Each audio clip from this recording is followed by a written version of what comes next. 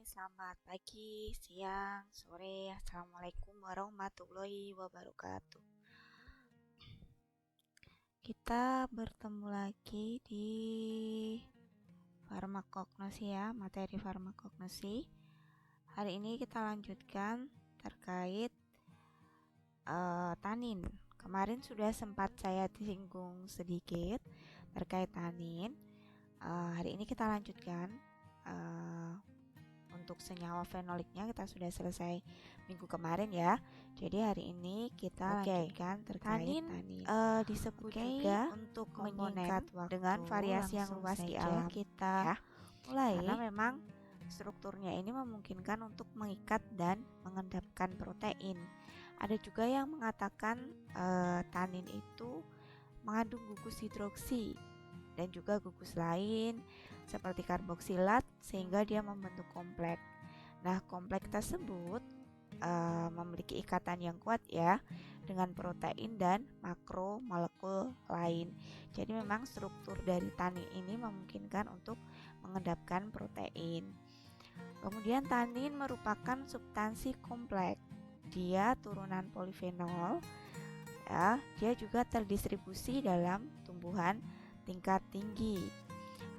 Tanin juga bisa didefinisikan sebagai senyawa polifenol yang memiliki bobot molekul cukup tinggi. Biasanya bobot molekul ini lebih dari 1000 dan dapat membentuk kompleks dengan protein.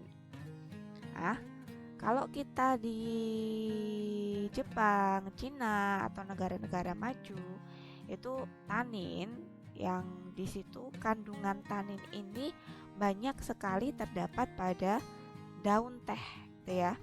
Walaupun selain tanin di dalam daun teh kita akan mengenal juga kafein, teobromin, teofilin, tapi tanin itu cukup besar kadarnya dalam daun teh. Nah, untuk negara-negara yang maju seperti Jepang dan Cina, ini tanin dipercaya memiliki aktivitas anti-inflamasi, anti-inflamatori dan juga antiseptik. Beberapa juga digunakan, penelitian juga digunakan sebagai obat anti diare dan juga tumor lambung dan usus 12 jari. Di beberapa negara juga menggunakan tanin itu untuk proses pengolahan wine dan bir dalam mengendapkan protein. Nah, karena memang sifat dari tanin tadi ya, dia mengandung gugus hidroksi dan gugus karboksilat gitu, sehingga dia bisa membentuk kompleks yang kuat dengan protein sehingga dia bisa mengendapkan protein. Jadi menyebabkan kalau kasusnya pada proses pengolahan wine, di sini protein-protein yang berinteraksi dengan tanin itu bisa diendapkan sehingga wine yang dihasilkan itu larutannya akan jernih. Nah, tanin itu melimpah dalam berbagai spesies tanaman, pada kulit, misalnya pada kulit kayu manis gitu ya, kulit akar manis, batang, daunnya biasanya daun teh dan lain sebagainya. Nanti kita akan bertemu dengan satu persatu secara urut. Oke, klasifikasi tanin, kita akan membedakan tanin itu klasifikasi secara besarnya, secara strukturnya itu adalah pertama tanin yang terkondensasi. Ya. Biasanya dia berbentuk polimer atau oligomer gitu ya, yang terkondensasi, berarti dia tidak dapat dihidrolisis yang menghasilkan asam klorida. Kemudian adalah tanin kompleks. Yang ketiga, tanin yang terhidrolisis. Oke, untuk tanin yang terhidrolisis sendiri nanti akan ada dua contohnya, yaitu galutanin. Galutanin itu adalah gabungan antara karbohidrat dan asam galat. Beda lagi dengan elagitanin. Bedanya apa? Elagitanin itu nama lain dari asam hexahidroxidiphenyl yang terdiri dari dua asam galat. Nah, di sini nanti ada penggolongan grup A dan juga grup B dari elagitanin sendiri. Oke, kita akan membahas satu persatu terkait penggolongan tanin. tanin terkondensasi atau nama lainnya adalah protoanthocyanidin. Nah, dia dikatakan sebagai oligomer ya atau polimer dari senyawa flavonoid, di mana unit struktur utamanya adalah flavan 3-ol atau katekin. Nah, katekin ini banyak sekali ada pada tanaman teh atau daun teh ya. Katekin, oligokatekin, epikatekin. Nah, ini katekin ada pada kadarnya tinggi di daun teh. Nah, tapi golongan katekin ini biasanya kalau dia dicampurkan pada makanan atau dia dikonsumsi itu rasanya pahit dan warnanya memang gelap ya, seperti teh gitu ya. Kalau kita tidak memberikan pemanis seperti gula gitu, dia rasanya akan pahit dan warnanya memang gelap, jadi menimbulkan rasa kelat di lidah. Nah, biasanya tanin yang terkondensasi ini tidak dapat dihidrolisis, tetapi memang dapat terkondensasi dengan menghasilkan asam klorida. Nah, nama lainnya tadi ya, tanin terkondensasi disebut juga sebagai protoanthocyanidin. Di mana fungsinya di sini dia dapat digunakan sebagai zat anti nutrisi yang kegunaan lainnya sebagai daya cerna protein, polisakarida dan zat makronutrien lainnya. Di mana protocyanidin ini merupakan polimer dari flavonoid ya. Polimer dari flavonoid yang dihubungkan melalui karbon nomor 8 dengan karbon nomor 4 atau C8 dengan C4. Contoh dari protoanthocyanidin itu yang paling banyak itu adalah sorghum, procyanidin, di mana dia tersusun dari epikatekin dan juga katekin ya. Jadi unit flavan 3-ol. Walaupun istilah tanin terkondensasi ini luas digunakan untuk menunjukkan polifenol dari flavonoid, secara istilah tadi ya bisa disebut sebagai protoanthocyanidin, di mana protoanthocyanidin ini merupakan senyawa yang menghasilkan pigmen anthocyanidin dengan pemutusan oksidatif, tapi bukan hidrolisis ya pemutusan oksidatifnya. Jadi harus bisa membedakan pada alkohol panas melalui reaksi butanol asam. Nah, di mana polimer dari katekin dan epikatekin itu menghasilkan cyanidin sehingga dinamakan dengan procyanidin. Ini alasan pemberian nama proanthocyanidin.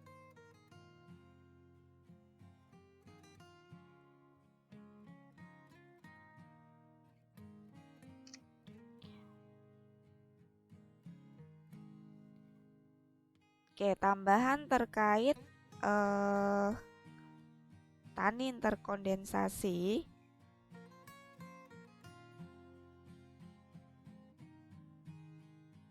Ya, selain dia tidak dapat dihidrolisis gitu ya, walaupun tadi dikatakan dia mampu terkondensasi. Nah, contohnya tadi adalah yang perlu saya tekankan di sini, contohnya adalah sorghum ya. Sorghum, di mana sorghum itu merupakan trimer yang tersusun dari epikatekin dan juga katekin.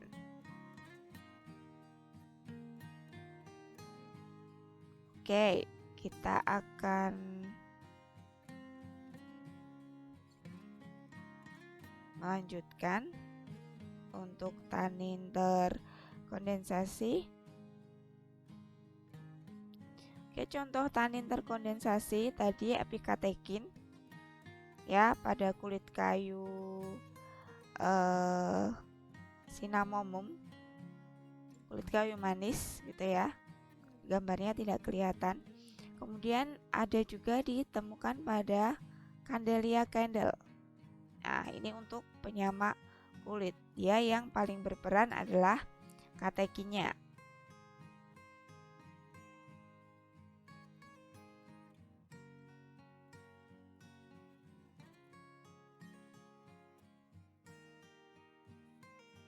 Oke,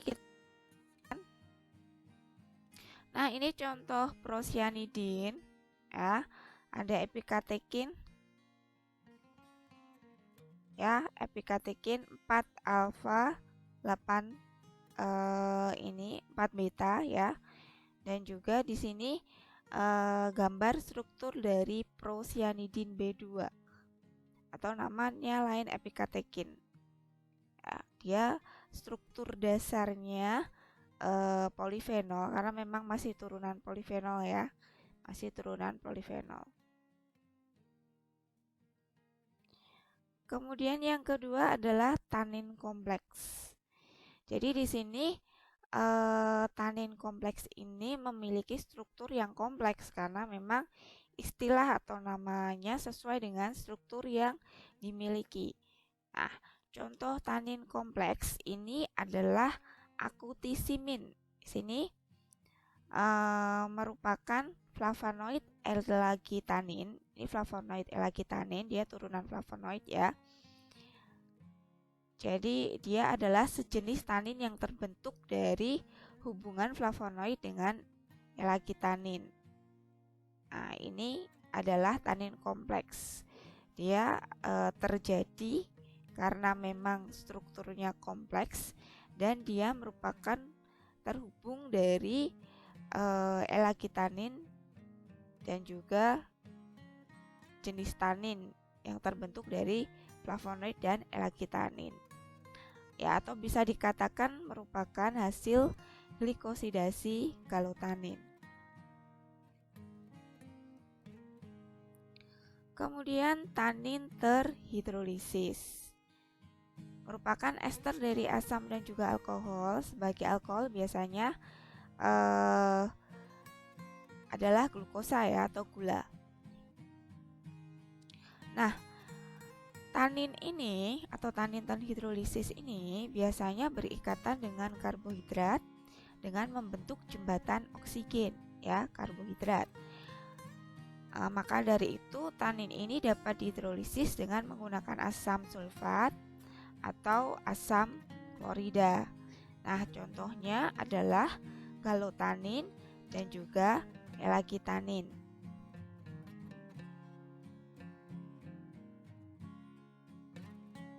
Dimana yang paling sederhana itu adalah galotanin. Ini yang paling sederhana ya.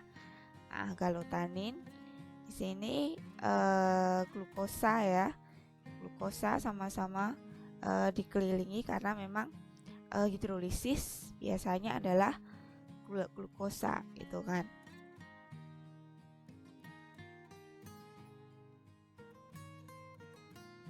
Dimana kalau elagitanin kalau untuk galotanin itu merupakan gabungan antara karbohidrat dan asam galat. Bedanya kalau untuk elagitanin itu adalah gabungan atau terbentuk dari 2 asam galat. Oke, kita langsung saja. Jadi di sini galotanin ditandai dengan pusat folio yang mengikat 10-12 asam galat. Nah, pusat folionya ini, nah di sini adalah glukosanya atau deglukosanya di dalam pusat folio ini, dimana kalau kita hitung ada 10-20 asam galat.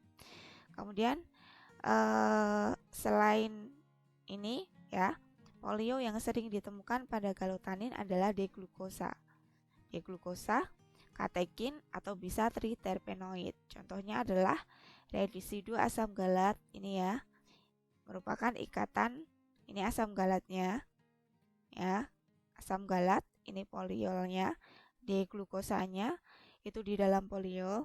Nah, di sini dia akan membentuk ikatan unik, ikatan metadepside ya. Nah, ini ikatan metadepside. Kalau untuk elagitanin itu rumus strukturnya mirip dengan galotanin, ada gugus poliol juga. Nah, sebagai pusat dan asam galat sebagai residu. Tapi ada bedanya. Bedanya adalah pada elagitanin ini karbon dan residu asam galat itu akan saling berikatan membentuk hexahidroksi difenoil atau HDP. Nah, ini ada S dan juga R. Jadi konfigurasinya, konfigurasi S itu ada di A. Ini adalah konfigurasi S. Kemudian ini adalah konfigurasi R. Nah, kalau kita lihat dari konfigurasinya tentu saja ada perbedaannya di sini. Konfigurasi S ini adalah konfigurasi L. Oke, untuk tambahan tanin terhidrolisis ini biasanya dia merupakan atau berupa senyawa yang amorf. Kemudian dia higroskopis, kemudian berwarna coklat dan larut air terutama pada air panas. Sehingga makin murni tanin, makin berkurang kelarutan dalam air, makin mudah diperoleh dalam bentuk kristal.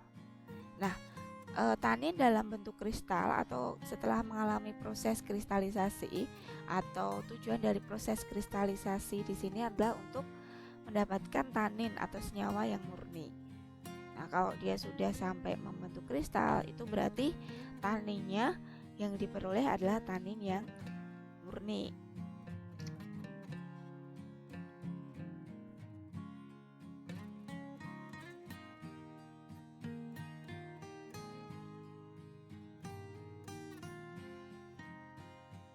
Oke, kita lanjut.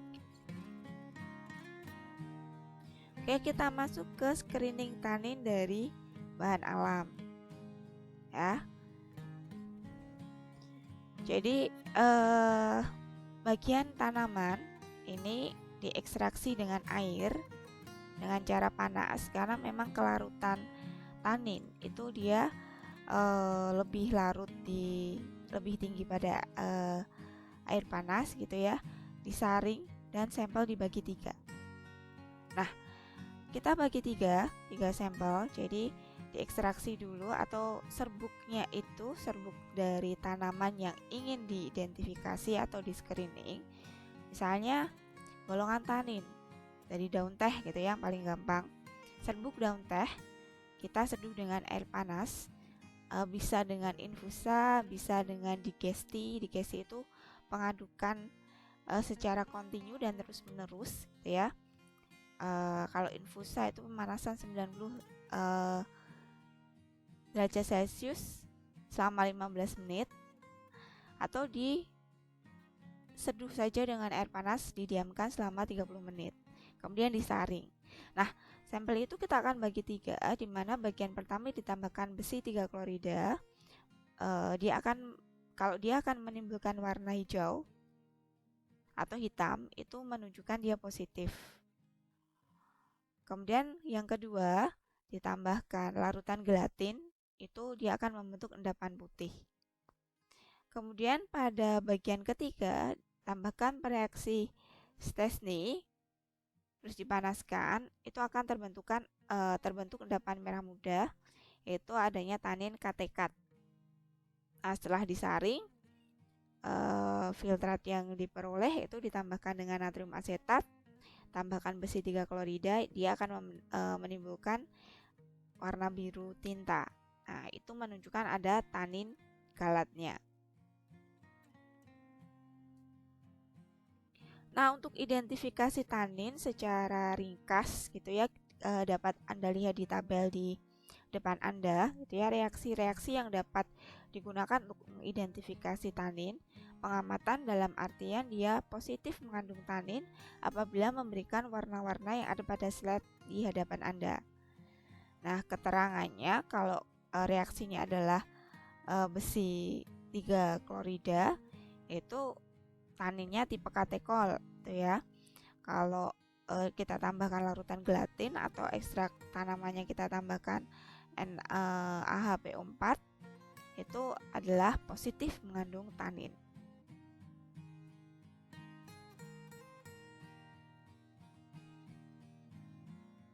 Oke, kita akan membedakan tanin terhidrolisis dengan tanin terkondensasi. Contoh-contoh tanin yang terhidrolisis dan tanin yang terkondensasi pada tanaman apa saja, Bu? Contoh tanin yang dapat terhidrolisis atau tanin terhidrolisis misalnya sapan lignum, ya, kayu secang, atau bisa juga pada Caryophyllifolium atau daun cengkeh, atau Lychia cortex, ya, keragian, dan juga kulit jamblang. Itu contoh untuk yang terhidrolisis. Kalau tanin yang terkondensasi itu misalnya pada kayu manis, kulit kayu manis, daun teh, Punica granatum atau kulit batang delima, dan biji kedaung. Itu beberapa saja. Nah, kita mau lihat apakah itu termasuk golongan tanin terkondensasi atau tanin terhidrolisis gitu ya. Kita ambil tanin kurang lebih 0,4%, bisa serbuk, bisa ekstrak gitu ya. Ditambahkan 2 kali volume asam asetat 10%. Volumenya berapa yang digunakan? Kita tambahkan asam asetat 10%, 2 kali volume awal. Kemudian ditambahkan PB asetat 10%. Kita tunggu selama 5 menit gitu ya. Apa yang terjadi? Kalau timbul endapan itu berarti dia termasuk galotanin atau tanin terhidrolisis. Tapi kalau tidak mengendap itu dia masuknya tanin terkondensasi, karena memang galotanin tadi dan juga elagitanin itu masuk ke dalam tanin yang terhidrolisis gitu ya, dimana galotanin ini merupakan gabungan karbohidrat dan juga asam galat.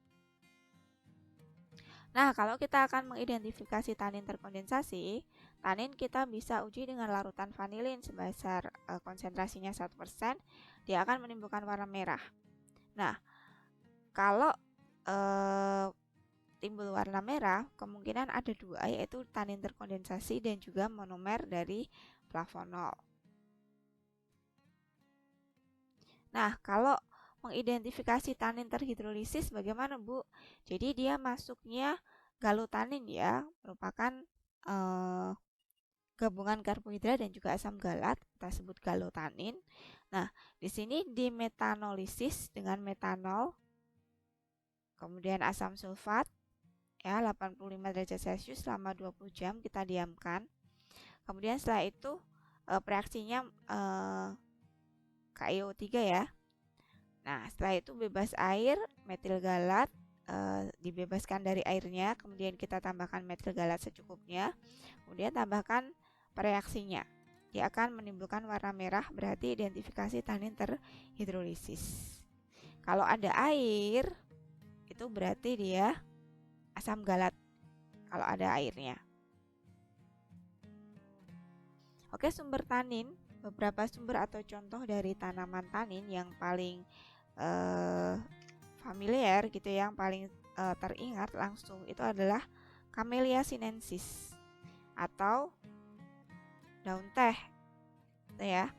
Dimana teh ini mengandung tanin yang bersifat sebagai antibakteri dan juga astringen. Atau apa? Menciutkan dinding usus yang rusak karena asam atau bakteri.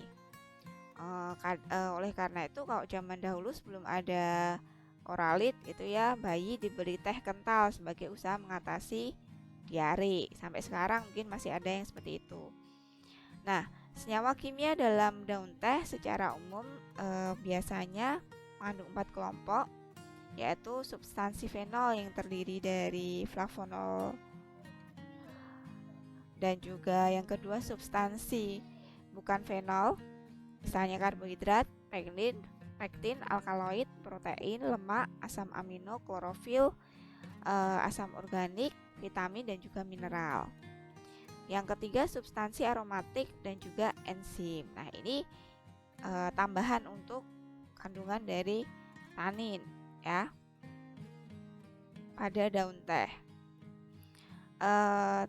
Saya tekankan lagi, tambahannya lagi, biasanya tanin dalam teh itu tidak bersifat menyamak dan juga dia tidak berpengaruh buruk terhadap pencernaan makanan.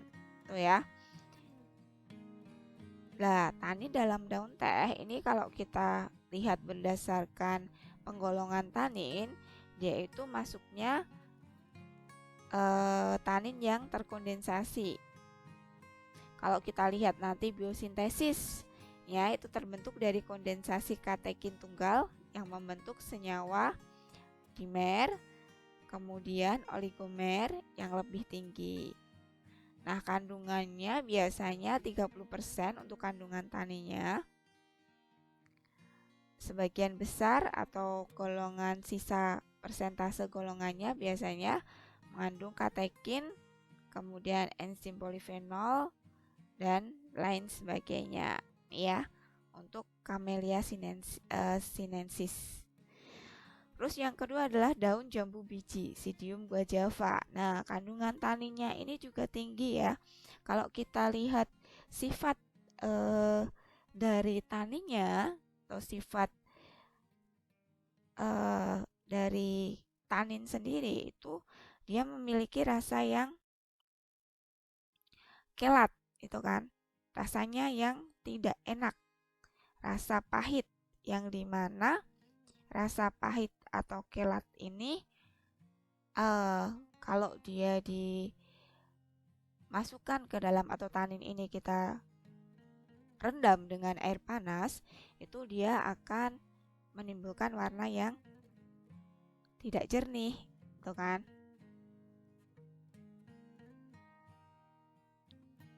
Oke, itu dari daun jambu biji. Kandungan tanin daunnya banyak sehingga dia biasanya dimanfaatkan juga sebagai obat anti diare. Saya tambahkan untuk sifat umum dari tanin, itu ada sifat fisika dan juga sifat kimia. Kalau berdasarkan sifat fisikanya, tanin itu jika dilarutkan ke dalam air akan membentuk koloid dan memiliki rasa asam dan juga sepat ya, karena memang tanin ini kelat ya. Kemudian jika dia dicampur dengan alkaloid dan juga gelatin akan terjadi endapan. Kemudian tidak dapat mengkristal. Nah, untuk pengendapan protein dari larutannya dan bersenyawa dengan protein tersebut. Jadi kalau kita endapkan ada pengendapan protein dari larutannya, si tanin ini akan bersenyawa dengan protein tersebut sehingga tidak terpengaruh oleh enzim proteolitiknya. Nah, kalau dari sifat kimianya, tanin ini merupakan senyawa kompleks dalam bentuk campuran polifenol yang dia memiliki sifat yang sukar dipisahkan sehingga sukar mengkristal. Ya, kemudian dia mudah diidentifikasikan dengan kromatografi untuk melihat secara kuantitatif kandungan atau kadar taninnya. Kemudian dia mempunyai manfaat atau aksi ya, astringensia, antiseptik dan juga pemberi warna. Nah, kalau untuk sifat tanin sebagai pengkelat logam sendiri, secara senyawa fenol ya, kemudian secara biologis itu memang dia memiliki sifat sebagai pengkelat logam, di mana proses pengkelatan ini akan terjadi secara sesuai dengan pola substitusi dari pH senyawa fenolik itu sendiri, sehingga tanin itu terhidrolisis memiliki potensial untuk menjadi pengkelat logam. Jadi yang memiliki potensi untuk menjadi pengkelat logam itu justru dari tanin hidrolisisnya. Tuh. Oke. Kita akan lanjutkan di part kedua ya.